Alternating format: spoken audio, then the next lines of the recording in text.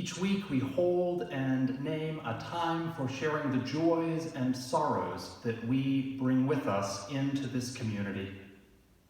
This morning, several members of the church wrote to me asking me to place stones for their sorrows or their joys. Joy Blevins asked me to place a stone. Joy writes the following: I was very saddened to hear that one of my oldest and dearest friends, Ginger Ackerman, recently was diagnosed with pancreatic cancer and has begun treatment. She and her husband have a fighting spirit. Joy asks that we please keep her and her family and friends in our thoughts and prayers.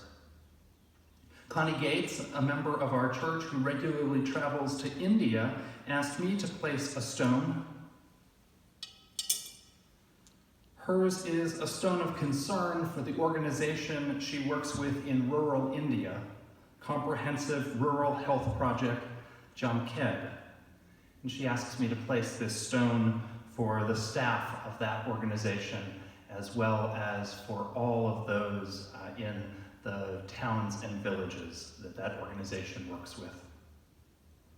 Gail Stryford and her daughter, Deb Reisinger, both members of our congregation, each wrote to me with a sorrow.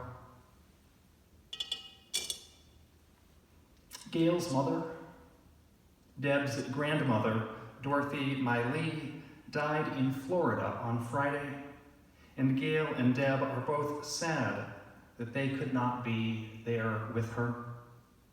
Gail writes, her mother died peacefully in hospice care in the presence of Gail's sister and her family, but grieving from afar is hard. And so we hold both Gail and Deb in our hearts. And finally, Nancy Mayer and Dave Salmon wrote to share two sorrows. The first sorrow is that Nancy's cousin Vicki is a dermatologist at New York University Medical Center.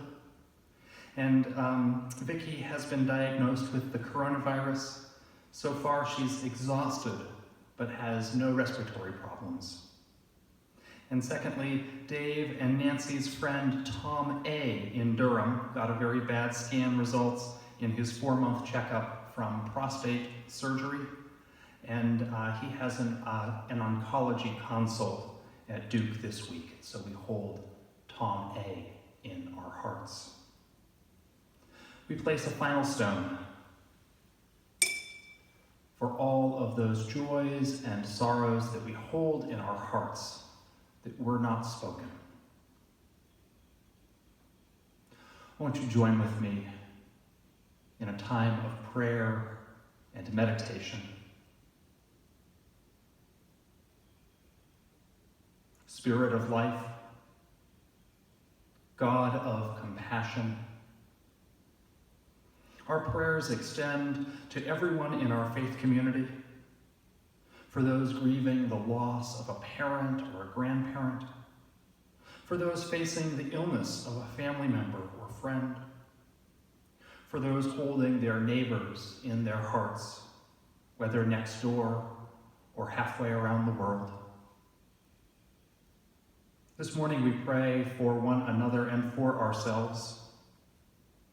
Allow ourselves in this time to truly feel and bravely face all that we are feeling. That complex tapestry of emotions, grief and fear, loneliness and stress, rage and exhaustion. I invite you to call to mind in this time loved ones who are in your heart today. I invite you to speak their names into the silence of this space and to trust they know of your love and your care.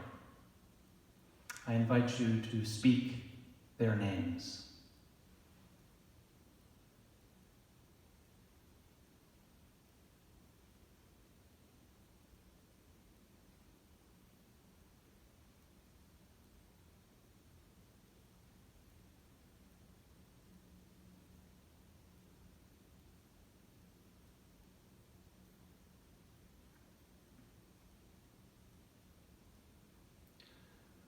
To these prayers of our hearts, let us also add prayers for the doctors and nurses and hospital staffs on the front lines. May they know that we are holding them in our hearts, that we are awed by their dedication, their courage, and their honoring of sacred promises made to heal and save lives. This morning we especially hold the hospital staffs of UNC and Duke hospitals in our hearts.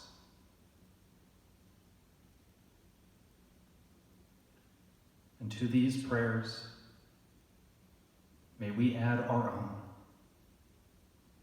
finding the courage to be, the courage to live. Help us to ever become our better selves. Amen. Blessed be.